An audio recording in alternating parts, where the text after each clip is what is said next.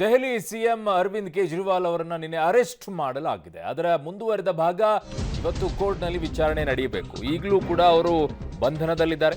ಅಬಕಾರಿ ಹಗರಣದಲ್ಲಿ ಕೇಜ್ರಿವಾಲ್ ಅವರನ್ನ ಅರೆಸ್ಟ್ ಮಾಡಲಾಗಿತ್ತು. ಇಡಿ ಕಸ್ಟಡಿಯಲ್ಲಿ ಕೇಜ್ರಿವಾಲ್ ಈಗ ಇನ್ನೂ ಇದ್ದಾರೆ, ವಿಚಾರಣೆಗೆ ಒಳಪಡ್ತಾ ಇದ್ದಾರೆ. ದೆಹಲಿಯ ವಿಶೇಷ ಕೋರ್ಟ್ಗೆ ಹಾಜರುಪಡಿಸಲು ಈಗ ಇಡಿ ಸಿದ್ಧತೆಯನ್ನ ನಡೆಸಿದೆ. Delhi CM Kejriwal medical test ಅನ್ನು ಈಗ ಇಡಿ ಮಾಡಿಸಿದೆ. ಸುಪ್ರೀಂ ಕೋರ್ಟ್ಗೆ ಸಲ್ಲಿಸಿದಂತ ಅರ್ಜಿಯನ್ನ ಈಗ ಕೇಜ್ರಿವಾಲ್ ಹಿಂಪಡೆದಿದ್ದಾರೆ. ಅಧೀನ ನ್ಯಾಯಾಲಯಕ್ಕೆ ಅರ್ಜಿಯನ್ನ ಕೇಜ್ರಿವಾಲ್ ಅವರು ಸಲ್ಲಿಸಿದ್ದಾರೆ. ಅಬಕಾರಿ ಹಗರಣದಲ್ಲಿ ಕೇಜ್ರಿವಾಲ್ ಅವರನ್ನ ಅರೆಸ್ಟ್ ಮಾಡಲಾಗಿದೆ. 9 ಬಾರಿ ಅವರಿಗೆ ನೋಟಿಸ್ ಅನ್ನ ನೀಡಲಾಗಿತ್ತು ವಿಚಾರಣೆಗೆ ಹಾಜರಾಗಿ ಅಂತ ಹೇಳಿ. ವಿಚಾರಣೆಗೆ ಹಾಜರಾಗಿರಲಿಲ್ಲ. ಹಾಗಾಗಿ ನಿನ್ನೆ ಅವರನ್ನ ಬಂಧನಕ್ಕೆ ಒಳಪಡಿಸಲಾಗಿತ್ತು. ಹೈಕೋರ್ಟ್ಗೆ ಹೋದಂಥ ಸಂದರ್ಭದಲ್ಲಿ ಈ ವಿಚಾರದಲ್ಲಿ ಮಧ್ಯಪ್ರವೇಶ ಮಾಡೋದಿಲ್ಲ ಅನ್ನೋದನ್ನ ದೆಹಲಿಯ ಹೈಕೋರ್ಟ್ ಹೇಳಿತು.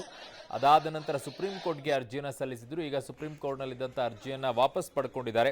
ಅಧೀನ ನ್ಯಾಯಾಲಯಕ್ಕೆ ಅರ್ಜಿಯನ್ನು ಈಗ ಕೇಜ್ರಿವಾಲ್ ಅವರು ಸಲ್ಲಿಸಿದ್ದಾರೆ. ಸದ್ಯಕ್ಕೆ ಅವರ ಮೆಡಿಕಲ್ ಟೆಸ್ಟ್ ಆಗಿದೆ. ಅದು ಸಾಮಾನ್ಯವಾಗಿ ನಡೆಯುವಂಥ ಪ್ರಕ್ರಿಯೆ. ಕೋರ್ಟ್ ಮುಂದೆ ಹಾಜರುಪಡಿಸಬೇಕು ಅಂತ ಇದ್ದಾಗ ಅವರಿಗೆ ಮೆಡಿಕಲ್ ಟೆಸ್ಟ್ ಎಲ್ಲ ಮಾಡಿಸಿ ಅದಾದ ನಂತರ ಅಲ್ಲಿ ಹೋಗಿರ್ತಾರೆ. ಕಾರಣ ಕಸ್ಟಡಿಗೆ ತೆಗೆದುಕೊಳ್ಬೇಕು, ಇನ್ನು ಹೆಚ್ಚಿನ ವಿಚಾರಣೆಗೆ ಅಂತ ಕೇಳಿಕೊಳ್ತಾರೆ.